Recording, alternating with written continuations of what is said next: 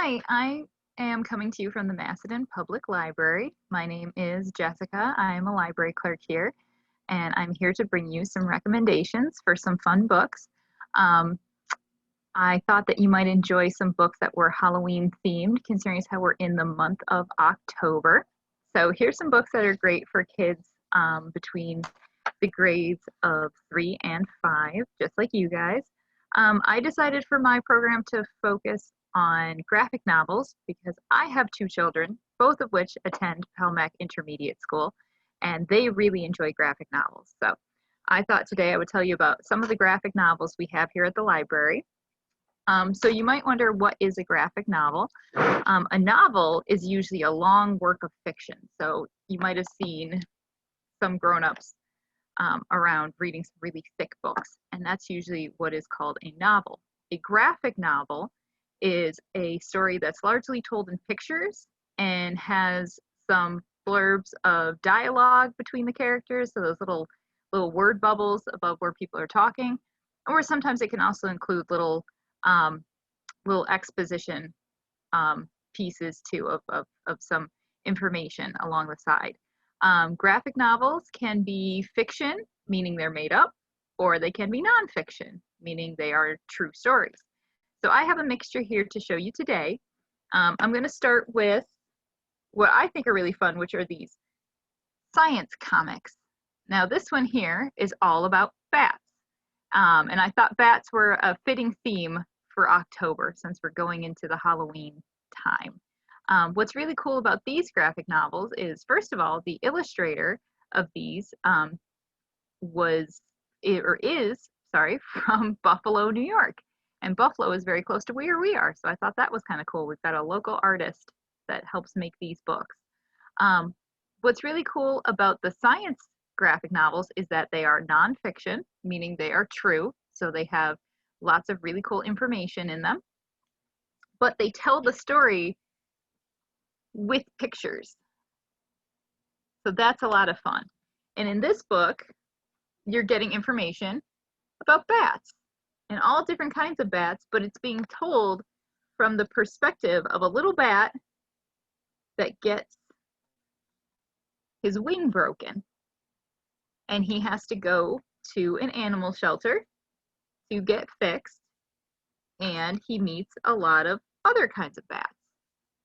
So it's a lot of fun because not only are you getting a little story about this cute little bat, but you're also going to get lots of information about bats, like their bone structure, how they fly, how they find food, what some bats eat, because they don't all eat the same thing.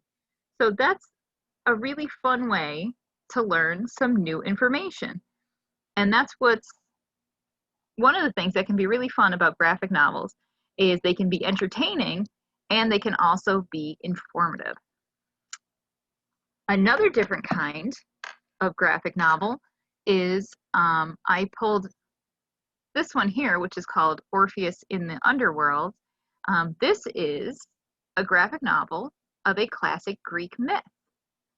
So what's really cool about graphic novels is that they are not only sometimes nonfiction and also fiction, but they can cover all different kinds of genres of reading. So this one here is a retelling of a classic Greek tale. The reason I grabbed this one for October is because takes place at least partly in the underworld.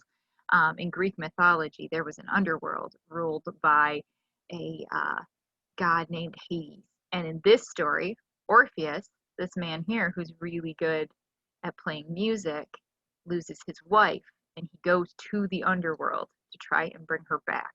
So it's just a cool, kind of spooky ghost story a little bit. You could take it as that.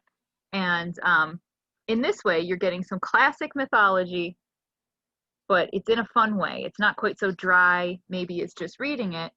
You're getting the pictures along with it to really bring you into the story. So that was another fun one that I thought you might enjoy. And the last one I grabbed actually isn't in our graphic novel section.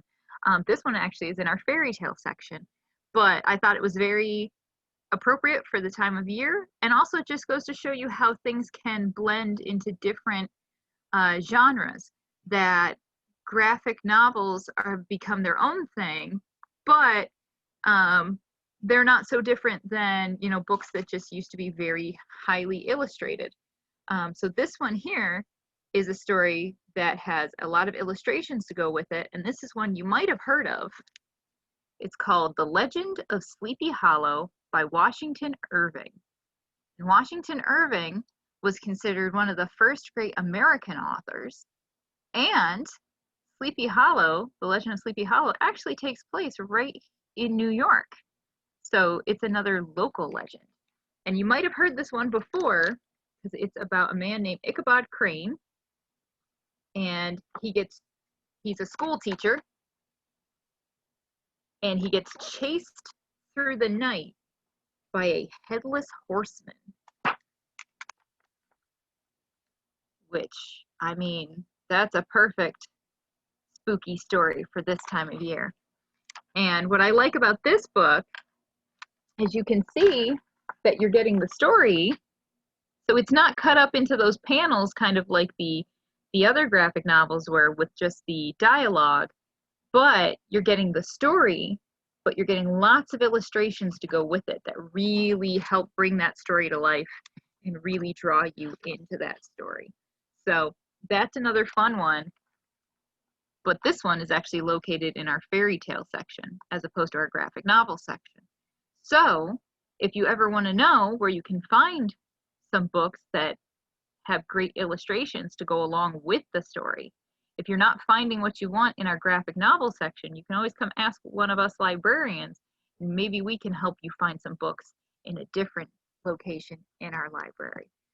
So I hope you guys like those recommendations. I thought those were some good, little bit spooky, little bit Halloween themed graphic novels you might be interested in.